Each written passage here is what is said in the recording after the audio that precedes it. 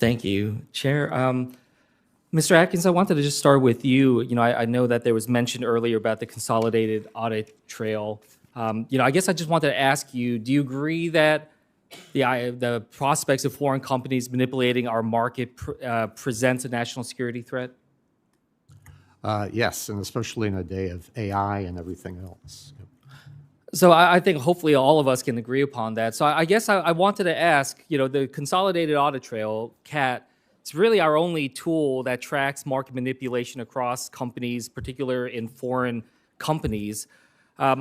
What is your thoughts on whether or not we should continue on with CAT? So the Consolidated, I look forward to looking into what the status of that whole situation is. It's obviously cost a lot of money and a lot of effort, both by the SEC, but then also with respect to market participants. So is it well coordinated and well calibrated to meet the needs that it's stated to, hopefully meet? So I think it needs to be reviewed. So you don't have a position right now that it should be taken away? Now, I need to look at what the status is. I only know what I read in the newspaper. But FINRA's obviously involved in that, the SEC, and then the exchanges.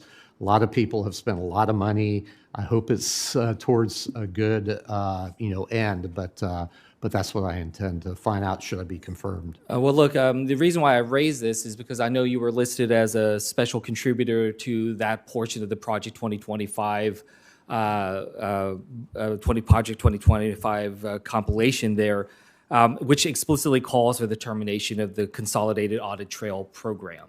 So I guess I just wanted your response. Do you then disagree with what you saw in Project 2025 talking about this?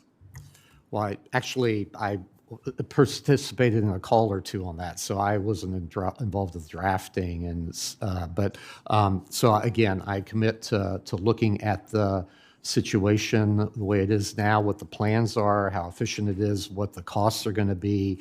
They've ballooned a lot from what it started out, and even the mission of it has kind of veered off from the way it was stated from the folks who voted on it back originally. So I think we, like with anything else, things change over time, and I think we need to look to see if it's going to be focused on the mission that it's trying to solve. Well, that's a helpful clarification, because I wanted to get it, since I was concerned, because it just seemed like, look, this is an important tool. It's important for us to be able to fight back against that type of manipulation that could occur when it comes to our markets. Something that we've seen, and whether we see sort of a rise of greater global competition, whether concerns about Chinese companies or others trying to manipulate. So please, that is something that I urge you, if you're confirmed, to prioritize and to do everything we can to make sure that these tools are in place. And I personally think that the CAT program has been helpful, is important, and is really our only tool when it comes to this. So I just wanted to emphasize that in particular. Mr.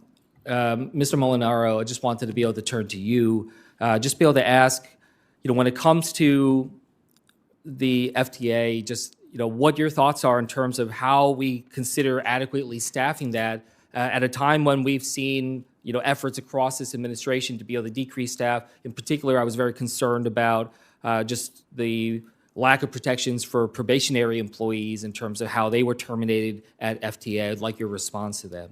Sure. As I mentioned earlier, and I appreciate the question very much, and our time together, I do want you to know I spent some time talking with Chris Galuri at New Jersey Transit.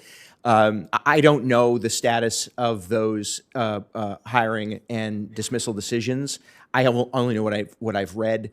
Having spent most of my life in local government, I can tell you on any given day, I would wake up and the federal or state government would impose some mandate that would require us to do more with less. My goal is to show respect to this career staff. I have a great deal of appreciation, admiration for them, assess the impact of those decisions, and to really demand and to work with the team to deliver the highest results with the team that's been presented to me. Well, as we talked about when we had a chance, I mean, right now I think there's no one in this country that thinks that what we're doing on transit is enough. There's more that we need to continue to push on. And for us to be able to meet that moment and supercharge this, I really think that we need to understand and be willing to take those types of investments. You and I talked about it as a national priority, and I think we should prioritize that expertise that can be brought by some of these public servants. We share that interest, Senator. I'll yield back.